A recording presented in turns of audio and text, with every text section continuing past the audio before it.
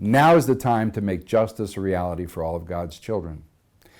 Those aren't my words. Those are the words of Dr. King, the Reverend Dr. Martin Luther King Jr. Part of his I Have a Dream speech in August of 1963 in front of the Lincoln Memorial. It's a speech that I've committed to memory, and I'll be getting to what I call patriotic recitations. I do 7 different patriotic recitations. Declaration of Independence is one, the Bill of Rights, Mayflower Compact, and some others. We'll get to those after a while. But the point I want to make now is that 6 of the 7 mention God, specifically mention God.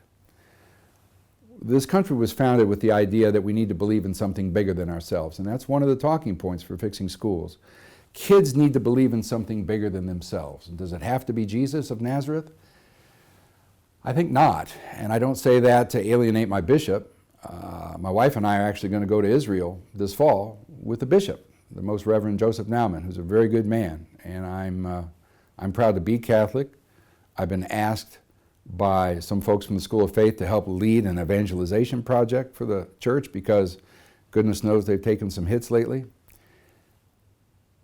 But it's not about Jesus as much as it is what Jesus had to say. The 2 great commandments are something I think of every day now. Every day in my life, I think of the 2 great commandments that Jesus gave us. We already had the 10 commandments, and most folks are familiar with those. But the 2 great commandments, according to Jesus, are to love God, love your fellow man. I don't think you can beat those. Some people say, well, it's the golden rule, do unto others as you would have them do unto you. And that's a pretty good way to live. But I've been on this earth for 6 decades plus, and the longer I live, the more convincing proofs I see of this truth that God governs in the affairs of men. And again, I'm not using my words, that's Ben Franklin. That's one of my patriotic recitations. It's from 1787. Ben Franklin addressed his fellow patriots at the Constitutional Convention in the same room where the Declaration had been hammered out 11 years before. So it was June of 1787, and Ben Franklin said, the longer I live, the more convincing proofs I see of this truth, that God governs in the affairs of men. This is pretty good coming from a scientist. Ben Franklin was a pretty good scientist. I think most of us know that he invented bifocals and the Franklin stove and the lightning rod. He picked the charge of the electron. How's that for a legacy? I mean, if that's all Ben Franklin had ever done, pick the charge of the electron, that'd be quite a legacy.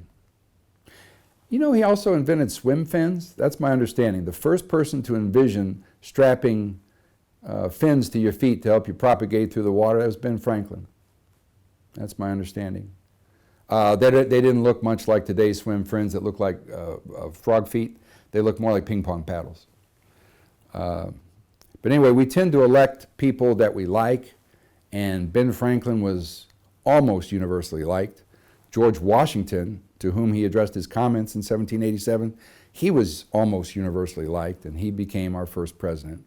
But he set the example of not going into public service to lead your whole life there, and then you just work for the taxpayers and you never go back to your own life. I would like to help change that.